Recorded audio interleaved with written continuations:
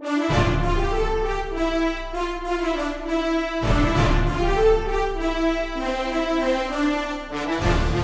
Akhal Teke, a horse of history, a horse with heart.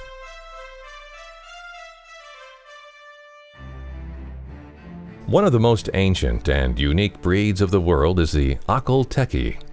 The Akhal Teke is the most distinct strain of ancient race of horses known as the Turkoman or Turkmen. Both physical and written evidence points to horses very similar to today's Akhal Teke, living while mammoths were alive.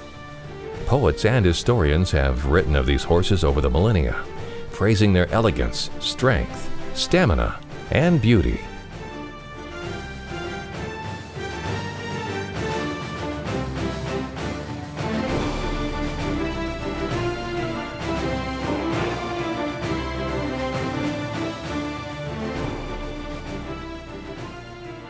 In 101 BC, the Han Chinese under Wu Ti were so impressed by the heavenly horses that they tried to buy a stallion for a horse of pure gold.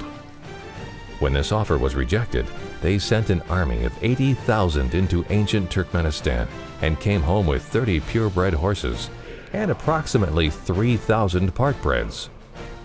When Marco Polo traveled the Silk Road through what is now Turkmenistan on his way to Cathay, he wrote of good Turkoman horses in his famous writings.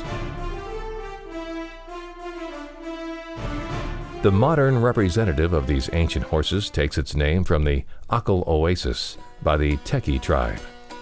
Located in southern Turkmenistan, the Akhal Oasis is an area that was not subjected to continual conquest or occupation.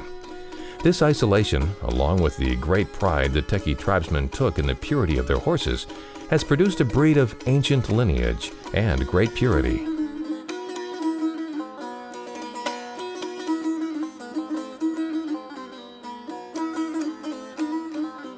The history of the Akhal Teke is tied to the wars that swept through their homeland, time and time again. Mongol invasions in the time of Genghis Khan divided the Turkmen into small clans and pushed them into the deserts. They took their horses with them into the deserts, treating them as part of the family and developing a specific regime of care, including blanketing with many layers of felts, which not only protected the horses from the biting cold and stinging flies, but also was said to increase the metallic shine of the horse's coat.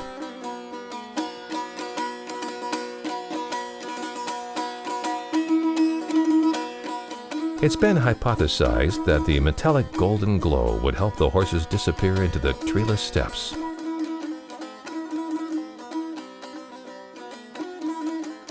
Because of their desert heritage, they've been known to exist on subsistence levels of food and water.